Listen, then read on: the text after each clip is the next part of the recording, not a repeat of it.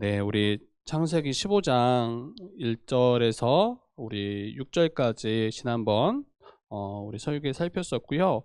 우리 7에서 21절 말씀 이어져서 우리 살피도록 하겠습니다. 횃불 언약에 대해서 좀 살필 텐데요.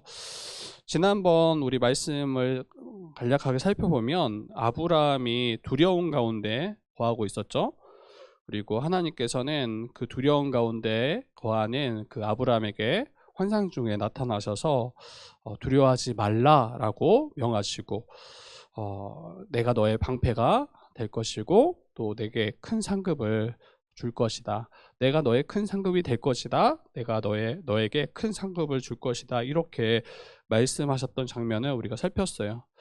그래서 뭔가 막연한, 언젠가 일어날 수 있는 그런 막연한 문제에 대해서 두려워하고 있고, 실 한 가닥도 취하지 않고 모든 전리품을 다 포기했잖아요.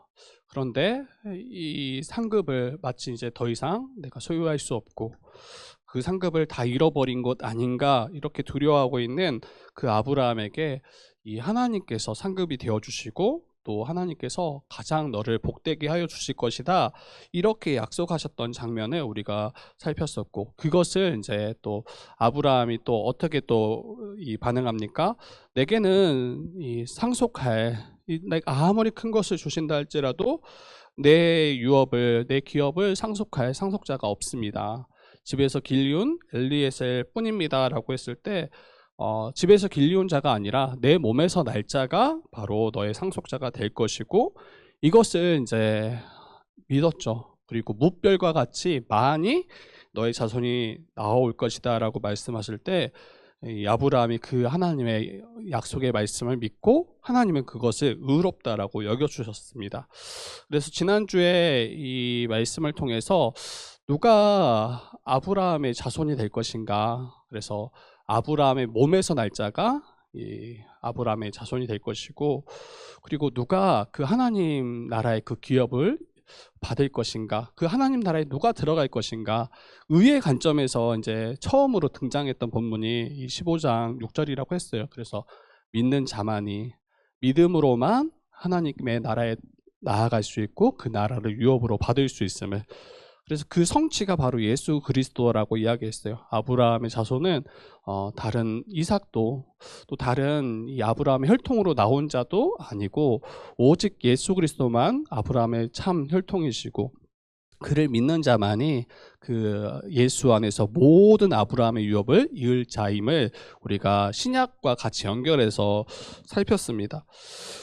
그리고 오늘 이제 7에서 21절까지 좀 더 살필 텐데요. 이 무별과 같이 너희 자손이 이와 같이 많아질 것이다, 그렇게 약속을 이제 받고 이것을 믿은 후에 7절에서 이렇게 아브라함이 이야기합니다. 하나님께서 말씀하시죠. 아브라함에게 그에게 이르시되, 아브라함에게 이르시되, 나는 이 땅을 내게 주어 소유를 삼게 할 것이다. 이를 위해서 갈대아인 우르에서 이끌어낸 여호와니라 라고 이야기합니다. 그래서 이 지금 아브라함이 발딛고 있는, 그리고 그 약속하셨던 그 가나안 모든 지역이 너와 너의 후손들에게 소유가 될 것임을 이렇게 약속하셨는데, 그때 아브라함의 이 반응을 보면 8절에 그가 이르되, 아브라함이 이르되, 주 여호와여, 내가 이 땅을 소유로 받을 것을 무엇으로 알리까? 라고 이렇게 질문하고 있죠. 분명히 6절에서는 아브라함이 여호와를 믿으니 또 하나님께서 그 믿음을 온전히 인정하시고 그것을 의롭다라고 여겨주셨는데, 땅을 주겠다, 너와 너의 후손들에게 땅을 주겠다라고 말씀하실 때 이 아브라함의 반응은 내가 이 또한 믿습니다 라고 반응하지 않아요. 그리고 도리어 내가 이 땅을 소유로 받을 것을 어떻게 알 수 있습니까? 무엇으로 알 수 있습니까? 이렇게 질문하는 것을 보게 되죠. 근데 이게 마치 이제 약간 불신앙, 또 의심하는 것처럼 보여지기도 하는데, 그런데 이 앞에 6절과 연결했을 때는 좀 부자연스러운 것 같아요.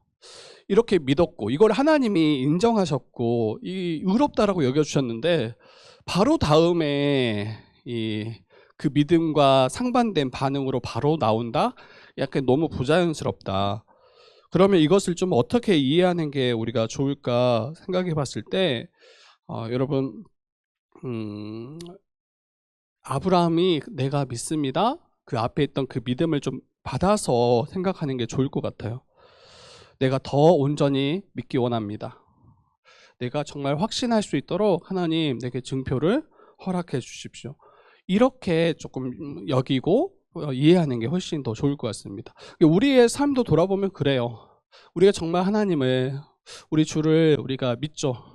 그리고 이 믿음에 대해서 크게 흔들리지 않아요. 그런데 더 확신하고자, 더 분명히 알고자 하는 그 갈망이 늘 우리에게 있는 것 같아요. 그래서 때로는 말씀을 통해서, 때로는 교회를 통해서, 때로는 우리의 삶의 어떤 특별한 경험을 통해서 하나님을 더 알아가기를 원하고, 또 하나님의 그 약속을 더 굳게 붙잡기를 원하는 그런 마음들이 자연스러워 보입니다. 그래서 아마 아브라함은 자신의 그 믿음이 더 견고해지기를, 더 온전히 하나님을 신뢰하고 믿을 수 있도록 이 땅에 대해서 증표를 요구하는 모습으로 이해하시면 좋을 것 같아요. 그리고 하나님이 기분 나빠하지 않으세요. 만약에 이게 불신앙, 의심이었더라면 하나님 여기서 약간 기분 나쁘셨다라는 티를 내셨을 것 같아요. 네가 여전히 믿음이 없구나. 그런데 그렇게 말씀하지 않으시고 바로 그 증표에 대한 답을 주세요. 어떻게 하십니까? 우리 9절 한번 읽어볼까요? 9절 같이 한번 읽어봅시다. 9절 시작. 여호와께서 그에게 이르시되 나를 위하여 3년 된 암소와 3년 된 암염소와 3년 된 순양과 산비둘기와 집비둘기 새끼를 가져올지니라.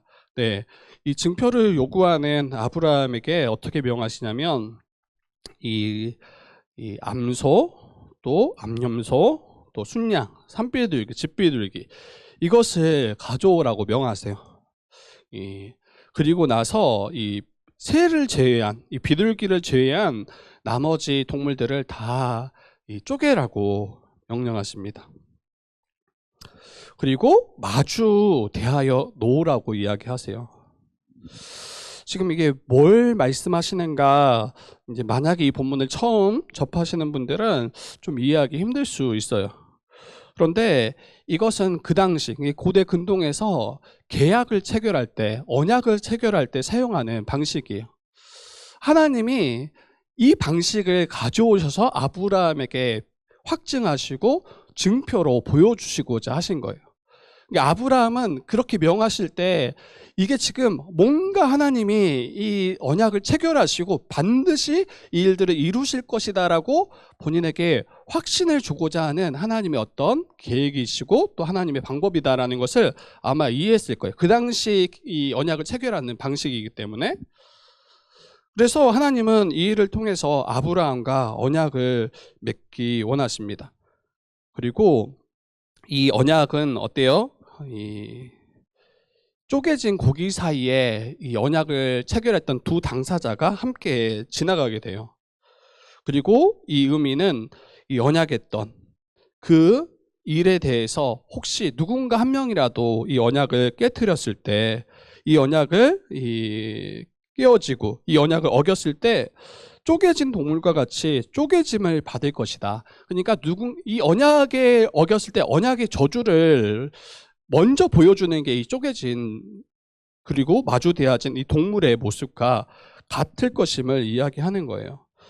그래서 언약을 어긴 자는 언약적 저주를 받아서 형벌 당할 것이다 라고 이야기해요. 이걸 다르게 이야기하면 반드시 이 언약을 지킬 것이다, 서로가 지켜야 된다라는 것을 의미하는 거죠. 그리고 나서 바로 지나가시지 않아요. 그 사이에 약간의 내용이 더 있는데, 이 해질 때에 아브라함에게 깊은 잠이 임했고 큰 흑암과 두려움이 그에게 임합니다. 그리고 여호와께서 말씀하세요. 여호와께서 말씀하시는데 우리 말씀 한번 보면 우리 한번 읽어봅시다. 우리 13절 말씀입니다. 13절. 네, 우리 같이 한번 13절, 14절, 15절, 13, 14, 15절 같이 한번 읽어봅시다. 시작. 여호와께서 아브라함에게 이르시되 너는 반드시 알라. 내 자손이 이방에서 객이 되어 그들을 섬기겠고 그들은 400년 동안 내 자손을 괴롭히리니 그들이 섬기는 나라를 내가 징벌할지며 그 후에 내 자손이 큰 재물을 이끌고 나오리라. 너는 장수하다가 평안히 조상에게로 돌아가 장사될 것이요. 네, 하나님께서 아브라함에게 말씀하시는데 너는 반드시 알라. 이 언약을 체결하기 전에 말씀하시는 거예요. 무엇을 반드시 알라고 말씀하시냐면 너의 자손이, 지금 자손이 하나도 없을 그때예요. 너의 자손이 이방에서 객이 될 것이다. 그리고 객이 된 그들이 머무는 그 나라를, 그 사람들을 섬길 것이다. 그리고 이 기간은 400년 동안, 그리고 거기에서 괴롭힘 또한 당할 것이다 라고 이야기하세요.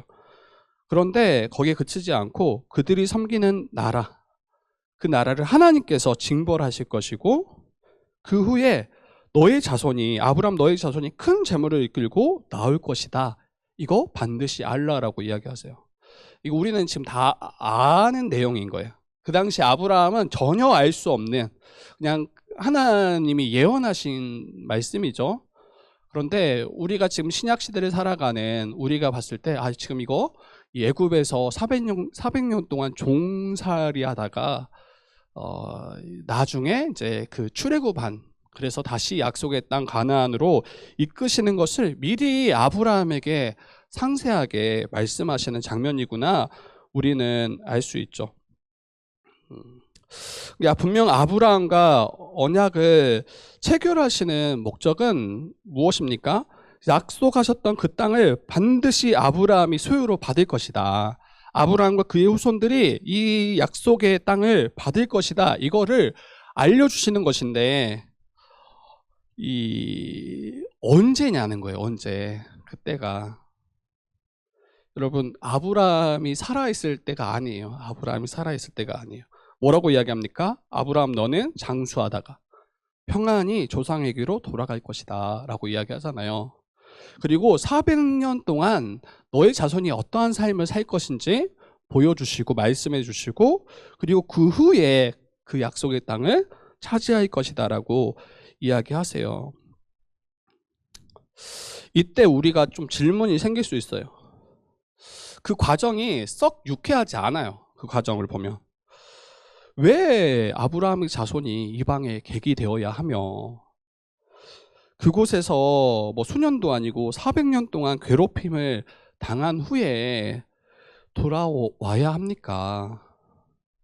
왜 자신의 때가 아닌 수백 년 후에 그 일들을 이루십니까? 라고 질문할 법해요.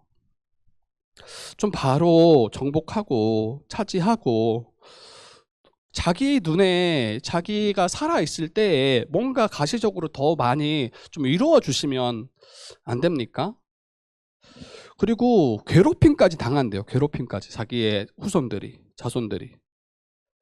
꼭 그러한 방식으로 하나님 일하셔야 되는지 질문이 일어날 법합니다.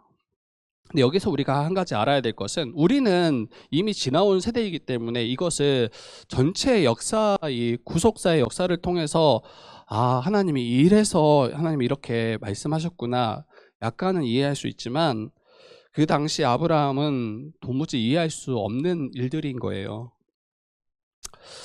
하나님의 말씀을 들었을 때 분명 이해되지 않았을 거예요.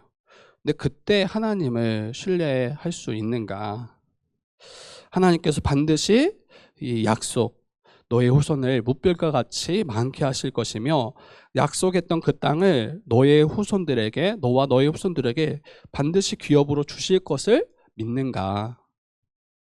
그리고 그 일이 이루어진 그때, 그리고 그 방식이 나로서는 다 알 수 없지만, 이해할 수 없지만 이게 하나님께서 가장 선한 방식으로 이루실 것을 우리가 믿는가, 아브라함이 믿는가, 이것을 우리가 한번 생각해 봤으면 좋겠어요.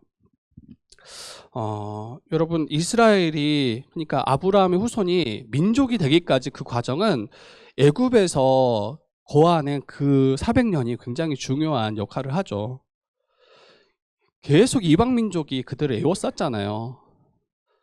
그리고 그들은 정말 연약한 자들이에요. 언제든지 누가 그들을 약탈하고 모든 걸 빼앗아 가도 이상하지 않은 그러한 삶의 환경 가운데 놓여 있었던 거잖아요. 기근이 오면 늘 이제 굶주려야 됐고, 늘 생존을 이제 어려워했어야 됐고, 그리고 그 요셉 때에 엄청난 큰 기근이 일어나잖아요. 그때 그들을 보호하고 그들이 민족이 되도록 많은 자손이 되어지도록 했던 그 시간이 400년인 거죠. 400년. 이걸 봤을 때 이제 아브라함이 그냥 단순하게 단편적으로 보면 이해되지 않지만, 하나님의 그런 구원의 역사들로 우리가 살폈을 때는 이게 반드시 필요한 과정이었구나라고 이해할 수 있어요.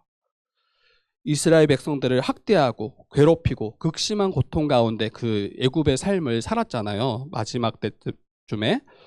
그런데 그 과정이 없었더라면, 그렇게 정말 극심한 그런 박해가 없었더라면 여러분, 이스라엘 백성들이 그 애굽 땅에서 어떻게 반응했을까요? 여러분, 그 롯이 이제 가나안 땅이 아닌 그 소돔 땅을 보면서 뭐라고 이야기합니까? 여호와의 동산 같았고 애굽 땅과 같았더라. 얼마나 풍요로운 이 나라인지 애굽이. 근데 그곳에서 400년을 살 때 너무 만족해. 너무 풍요로워. 그러면 어떻게 이스라엘 백성들이 반응할까요? 여기가 좋사오니 나를 여기에 꾸준히 끝까지 여기에서 살도록 하나님 인도해 주십시오. 이렇게 아마 간구했을 가능성이 큽니다. 그래서 이 애굽의 400년은 마치 어머니가 아이를 태 속에서 품고 있는 듯한 모습이에요. 너무 이게 뭔가 태동하고 뭔가 생명을 낳으려는 모습이지만 실제로 그 생명을 낳기까지의 고통은 이루 말할 수 없죠. 그리고 마지막 그 출산할 때 상고를 겪는 그때는 정말 엄청난 고통을 수반하기도 합니다. 그리고 나서 이스라엘이 민족이 되고 약속의 땅 가나안으로 들어가서 하나님의 나라를, 하나님의 백성으로서의 그러한 모습들을 구현해내는 것을 우리가 보게 되는 거죠. 그래서 여러분, 너무 단순하게 우리가 생각하지 않았으면 좋겠어요. 하나님의 뜻, 하나님의 때, 하나님께서 약속해 주셨으니까 바로 지금 이 약속 이루어 주십시오라고 이렇게 우리가 혹시 기대하고 있지는 않는지, 우리가 기대하는 때와 맞지 않을 때 마치 하나님께서 신실하시지 않은 것처럼 하나님의 약속을 의심하고 하나님의 능력을 의심하고 있지는 않는지 우리가 한번 우리의 삶을 돌아봤으면 좋겠습니다. 다시 말씀드리지만 우리로서는 그 하나님의 때와 그 하나님의 그 방법들, 방식들 다 이해할 수 없어요. 그리고 때로는 이 일들을 이루어 가실 때 우리가 원치 않은 어려움과 괴로움과 문제들을 마주하기도 합니다. 근데 그때 그 과정들조차도 하나님께서 우리에게 복 주시기 위한, 우리를 하나님 나라로 이끄시기 위한 하나님의 선하신 인도하심이었다라는 것을 우리가 인정하고 믿을 수 있었으면 좋겠어요. 사도행전도 마찬가지죠. 우리 사도행전도 앞에서 살폈었지만 여러분, 예수 그리스도의 그 복음이 예루살렘에 어찌 보면 충만하게 계속 선포하고 증거할 때 그때 결과는 모든 이들이 다 예수를 영접하고 믿지 않았어요. 상대 쪽에서 더 극심하게 박해하고 그들의 입을 막으려고 했죠. 그 박해가 너무 커지자 결국에는 그 박해로 인해서 다 흩어져 버리잖아요. 예루살렘을 넘어서 또 유다, 그리고 사마리아, 그리고 사마리아 땅을 지나서 온 땅에, 땅끝까지 이 복음이 증거되어지는 그 시작이 이 박해와 연결되어 있어요. 박해 자체가 하나님의 뜻이거나 박해를 하나님이 기뻐하시거나 이러지 않지만 하나님께서는 그 박해조차도 사용하셔서 이 복음이 땅끝까지 이르도록 이끄시기는, 그 선한 일들을 이루시는 그분이 우리가 믿는 하나님이심을 우리가 의심하지 않았으면 좋겠어요. 우리 주의 뜻 교회도 마찬가지예요. 저뿐만 아니라 우리 모두는 주의 뜻 교회를 통해서 어때요? 하나님 나라의 복을 누리기 원해요. 한 명도 이걸 소망하지 않거나 기대하지 않은 분들 없을 거예요. 그리고 항상 우리가 기뻐하고 또 이런 기쁨들이 더 넘치기를 아마 기대할 거예요. 그리고 이거의 전제는 아무런 어려움도 없기를, 아무런 괴로움도 없기를. 어떤 문제도 우리가 마주하지 않기를. 그래서 늘 하하호호 하고 좋은 시간들, 좋은 교제들 나누기를 우리가 다 바랄 거예요. 기대할 거예요. 그런데 하나님께서 주의 뜻 교회를 빚어 가실 때, 또 여러분 한 명 한 명을 빚어 가실 때 그런 방식으로만 이끌어 가시지 않는다는 거예요. 우리를 고통케 하는 여러 일들과 문제들, 그걸 기대하거나 바라지는 않지만 그 일들과 문제들을 통해서 주의 뜻 교회를 빚어 가시고, 여러분 한 명 한 명을 빚어 가시고, 우리가 더욱 예수 그리스도를 닮도록, 우리가 예수 그리스도의 그 장성한 분량까지 자라가도록 우리를 이끄시는 그 통로가 때로는 고난이요 광야임을 우리가 잊지 않았으면 좋겠어요. 그래서 여러분에게 누군가에게조차 말하지 못하는 괴로움들, 아픔들 있을 수 있어요. 그리고 그 일을 통해서 하나님께서 나를 빚어가시고, 내가 지금 이때를 안주하지 않도록, 그래서 계속 하나님 앞에 나아가도록 우리를 사용하시는, 우리를 이끄시는 하나님의 선하신 통로가 바로 이러한 일들일 수 있다라는 것을 우리가 기억했으면 좋겠어요.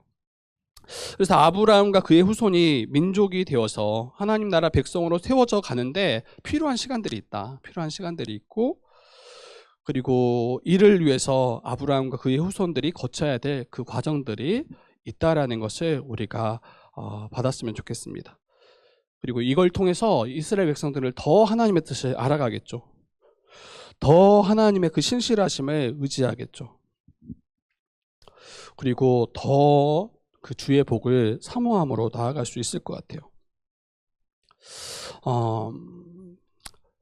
또한 아브라함 때에 이루어지지 않는다고 해서 하나님이 언약을 잊어버렸거나 이루시지 못하는 무능력한 분이라고 인정하지 않았으면 좋겠어요. 그러니까 여러분, 주의 뜻 교회를 세우신 분도 하나님이시지만, 여러분 그 후에 우리 때 뭐 아주 막 극적으로 드라마틱하게 뭔가를 세우지 않으실 수 있어요.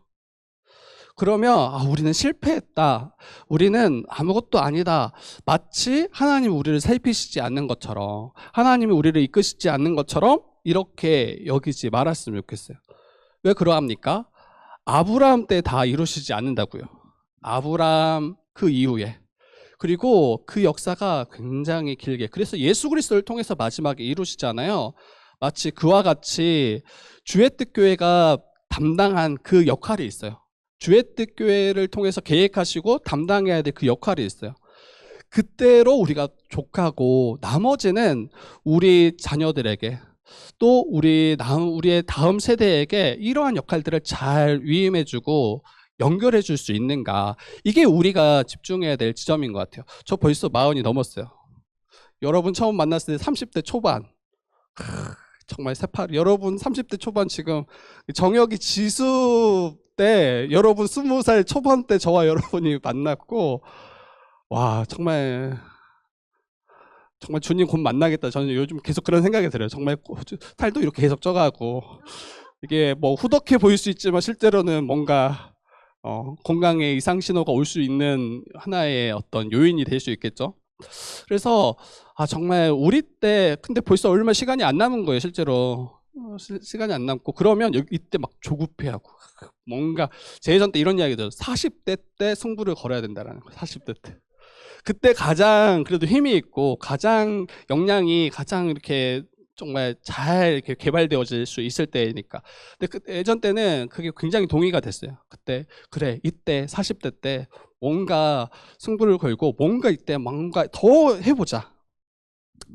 그런데 이제 말씀을 보면서, 물론 열심히 하지 말자, 수고하지 말자 이런 이야기가 아니라, 될 대로 되라 이런 이야기가 아니라, 정말 이 모든 것을 하나님이 신실하게 이끄시는구나, 그리고 우리에게 맡겨주신 그 분량이 있구나, 그것들을 우리가 잘 감당하고 정말 다음 세대에게 잘 이어준다라면 이것으로 족하고 기뻐하고 감사할 수 있어야 되겠다라는 생각을 하게 됩니다. 그래서 모든 열매 여러분 다 맛보지 마셨으면 좋겠어요. 그러면 어때요? 여러분, 애굽이 조사원이 돼요. 하나님 나라 바라봐야죠. 하나님 나라 소망해야죠.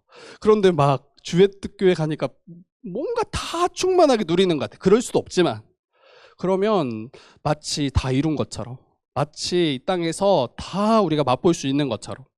아니에요. 아니에요. 우리가 소망하고 우리가 주 다시 오실 때 거하게 될 그 하나님 나라는 정말 지금 우리가 교회에서 누리는 것보다 몇천 배? 아니면 몇만 배? 아니면 그 이상의 우리가 상상할 수 없는 그러한 것과 도무지 비교할 수 없는 가장 복된 나라가 우리에게 주어질 것인데, 여기서 너무 만족한다고요? 이럴 수 없어요. 이럴 수 없고, 더 우리가 힘써야 하나님 나라를 이 땅에서 누려야 되겠지만, 더 그만큼 더 하나님 나라를 기대함으로 우리의 믿음의 길을 걸어가는 저와 여러분 됐으면 좋겠어요. 그리고 욕심 부리지 않았으면 좋겠어요. 목사님 이거 해야 반드시 됩니다. 뭐 그렇게 저한테 요청한 분도 없어요.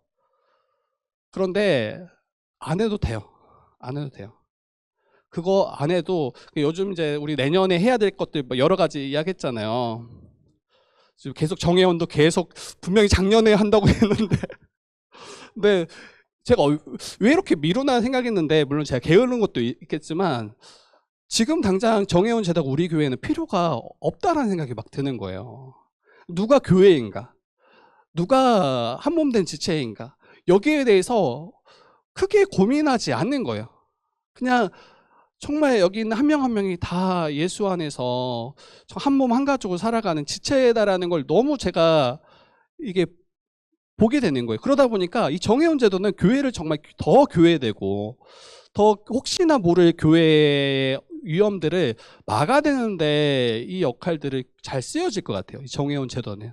이게 누가 교인이냐는 거예요. 누가 하나님 백성이냐는 거예요.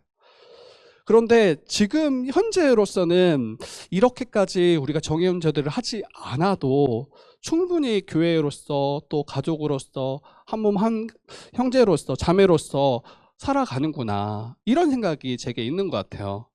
그런데 앞으로는 필요할 수 있겠다. 그래서 이제 준비하려고 하는 거지, 마치 정혜원 제도가 있어야 뭔가 아주 건강하고 아주 바람직하고 이런 교회, 이건 아닌 것 같아요. 제가 볼 때 정말 성경이 말하는 그러한 교회들을 구현해내기 위한 하나의 장치일 뿐이지, 이것이 있고 없음이 마치 교회가 서고 지고 하는 그런 문제로 우리가 인식하지는 않았으면 좋겠어요.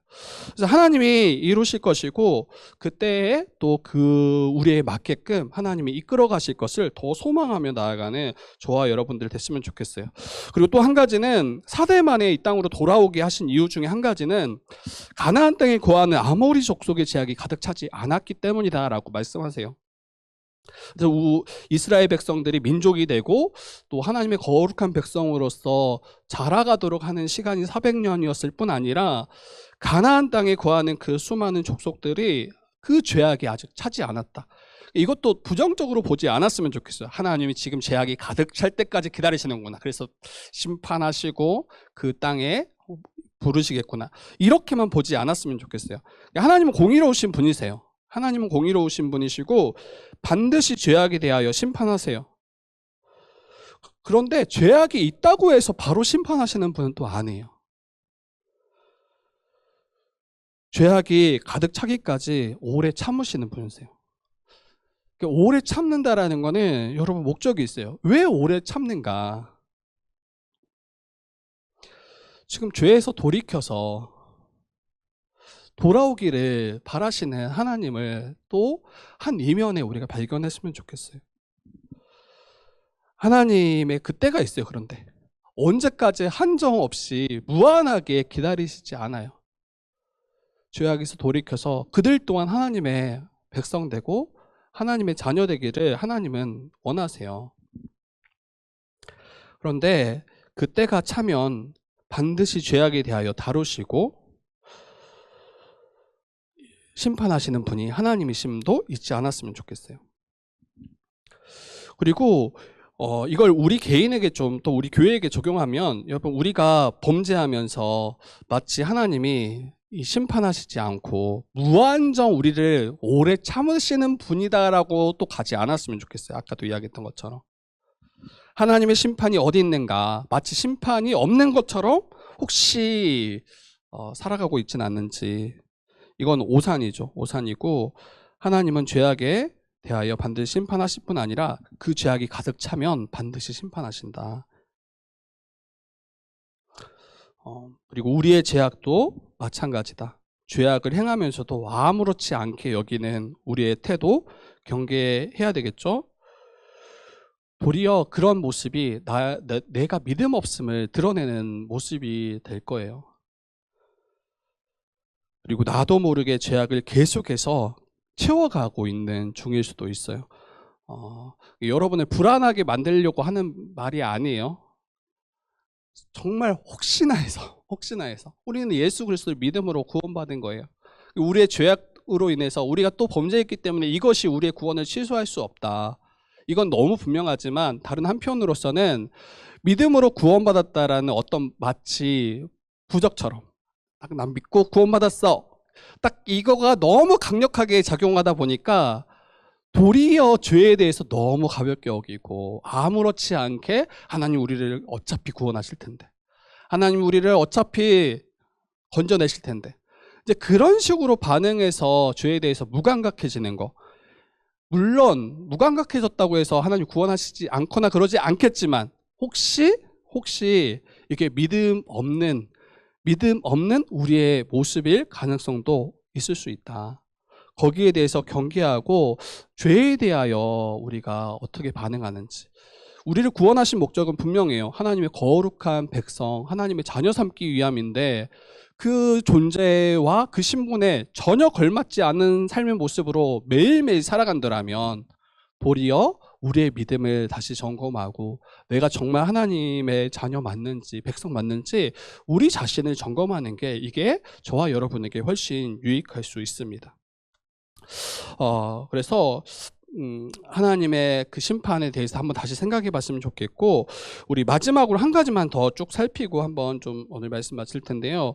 이제 쪼갠 고기 사이에 이제 그 지나가는 이 언약이 체결되는 그 장면으로 우리가 가면 좋겠습니다.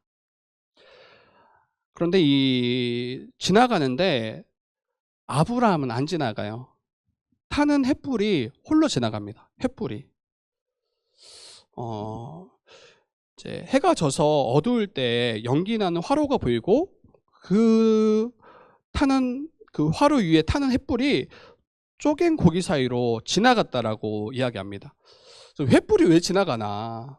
이게 횃불이 살아있는 것도 아닌데. 그런데 이 말씀을 이스라엘 백성들이 봤을 때 하나님이 홀로 지나가셨다라고 다 알았을 거예요. 왜냐하면 그 당시 이제 1차 독자라고 하죠. 이 창세기를 받은 1차 독자인 이 출애굽한 이스라엘 백성들은 자신을 인도하셨던 하나님이 어떻게 현현하셨는지 다 이미 봤거든요. 모세에게 나타나셨던 하나님, 그 떨기나무에 불타는 그 떨기나무에 모세에게 현현하셨고, 또 이 광야를 지나올 때 낮에는 구름 기둥으로 저녁에는 불 기둥으로 이스라엘 백성들을 인도하셨던 그 하나님을 경험했잖아요. 그래서 여기서 횃불이 지나갔다고 했을 때 그냥 횃불 지나갔구나 이렇게 여기지 않았을 것이고, 하나님이 지금 그 쪼갠 고기 사이를 지나가셨음을 지금 우리가 이해할 수 있습니다. 그런데 아브라함은 지나가지 않았다. 하나님 홀로 지나가셨다. 그리고 앞에서도 이야기했지만 그 쪼갠 고기 사이를 지나가면서 언약이 체결된다고 했잖아요. 그런데 이 말을 다시 생각해 보면 어떠합니까? 하나님께서 친히 자기의 생명을 걸고 아브라함에게 약속하셨던, 언약하셨던 그 모든 것을 반드시 지키실 것을 보여주시는 표징입니다. 징표예요. 이 언약을 이루지 못한다면, 내게 약속했던 그 언약을 이루지 못한다면 하나님께서 자기 자신이 쪼개질 것을 이 피의 약정을 통해서 보여주시는 거예요. 한번 이 언약식을 준비하는 아브라함의 모습 생각해 봤으면 좋겠어요. 그 동물들을 끌고 와서 쪼개라고 할 때 여러분 혹시 동물들을 잡아보신 적 있나요? 닭이나. 저는 이제 시골에 있어서 제가 직접 잡아보진 않았지만 그걸 잡아보는 것들을 아주 가끔 본 적이 있어요. 다 이제 목을 비틀거나 그리고 돼지를 한번 잡는 거를 옆에서 지나가다, 아니 저희 제가 중학생 때인데 중학교의 옆에가 레슬링부가 있었어요. 한평이 레슬링이 굉장히 유명해요. 레슬링은 여러분 굉장히 헝그리 정신이 굉장히 뛰어나야 돼요. 그래서 없는 애들 다 데려다가 훈련시키고, 그래서 거기에서 올림픽 막 금메달리스트 나오고 막 그랬던 곳이에요, 저희 그 한평이.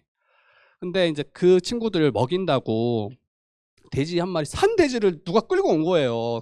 그거 엄청 그래서 막 꿀꿀꿀 그러고. 근데 이거 너무 상세하게 말하면 안 되겠죠, 여러분. 하여튼 너무 잔인했어요. 큰 망치로 해머 같은 걸로 그냥, 안 되겠다. 여러분, 비위가 약한 분들이 있어요. 약간 비위가 좋으면 조금 더 리얼하게 좀 이야기해주고 싶었는데, 예. 근데 어떤 지체들은 정말 아주 해맑게 웃고 있어요. 좀 더. 근데 그 나중에는 결국 다 모든 피를 다 빼요. 그리고 다 하나하나 각을 뜬다고 하죠. 다 각을 떠요. 그래서 옆에서 맛있게. 근데 그 과정은 굉장히 잔인해요. 잔인하고. 근데 지금 아까 암소, 제가 3년 된 암소에서 이게 왜 3년인가 궁금해서 찾아보기는 따로 특별한 건 없었어요. 어떤 분들이 의미를 달기도 하지만, 근데 3년 된 암소라고 하니까 그렇게 크지 않은가 했는데 인터넷에 찾아보니까 2년 되니까 다 큰 소예요. 엄청 커요. 엄청 크고 3년 되면 그냥 다 컸다라고 보면 돼요. 다 컸다라고 보면 돼요.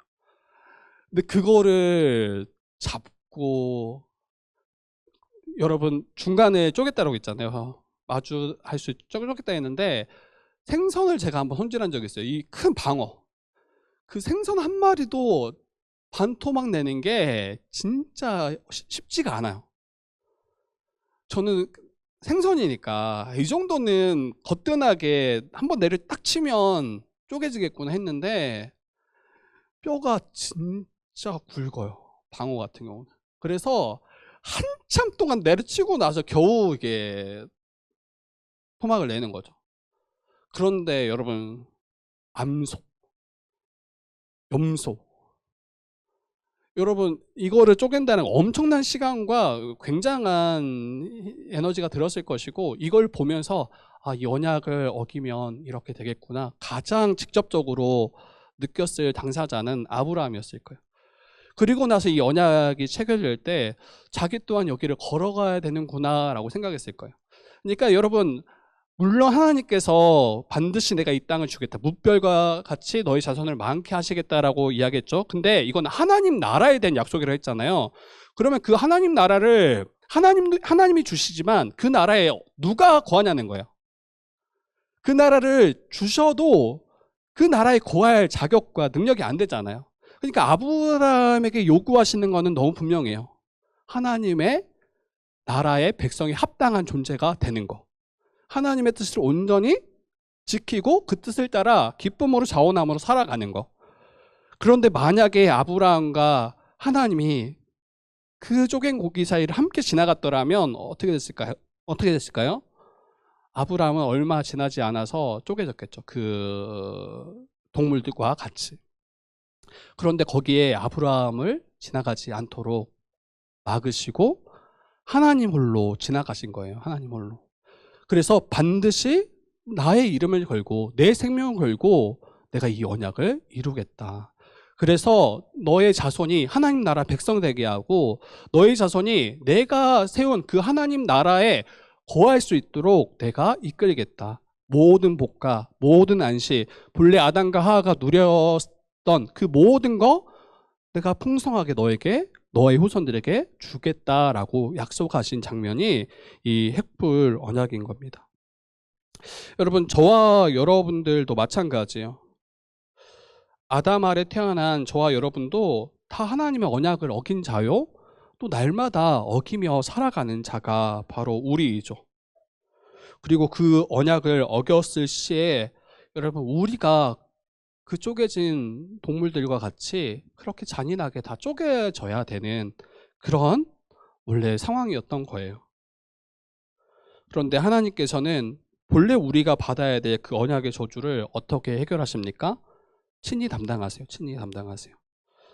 하나님께서는 예수 그리스도 자기의 아들 그리고 하나님이신 예수 그리스도를 우리에게 보내주셨죠. 이 땅에 보내주셨죠. 그래서 우리의 모든 죄의 짐을 대신 짊어지시고 마치 하나님이 횃불로서 하나님께서 그 쪼갠 고기 사이를 홀로 지나가셨던 것처럼 예수께서 홀로 우리의 모든 죄와 짐을 짊어지시고 그 십자가에서 살이 찢겨지시고 그 십자가에서 모든 피를 쏟으심으로 우리가 생명을 얻을 길을 열어주신 것입니다.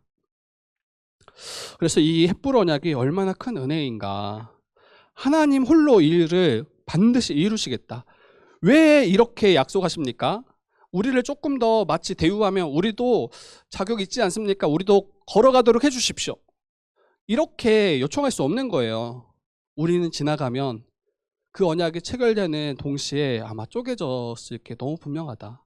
내 힘과 내 능력으로서는 하나님 나라를 기업으로 결코 받을 수 없음을, 그 나라에 합당한 의로운 자가 결코 될 수 없음을 우리는 알아야 됩니다.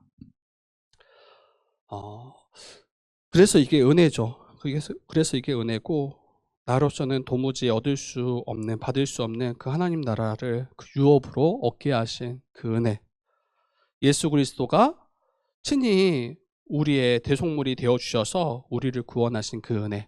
그래서 우리가 찬양할 수밖에 없습니다. 찬양할 수밖에 없고, 조금이라도 저와 여러분의 의를 주장하지 말았으면 좋겠다. 조금이라도. 오직 예수 그리스도의 의만을 의지해서 그분이 나를 대신해서 십자가에서 찢어지셨기 때문에, 모든 피를 쏟으셨기 때문에 내가 걸어갈 수 있는 길이었구나. 그리고 다른 길은 결코 없다라는 거, 이거를 오늘 이 창세기 15장을 통해서 다시 기억했으면 좋겠고, 그 은혜 가운데 좀 매일매일 살아갔으면 좋겠어요. 그 은혜 가운데 매일매일 살아가고 또 기뻐하고 감사하고 이 믿음의 길을 걸어가는 우리 모든 성도들 되기를 주님의 이름으로 축복합니다.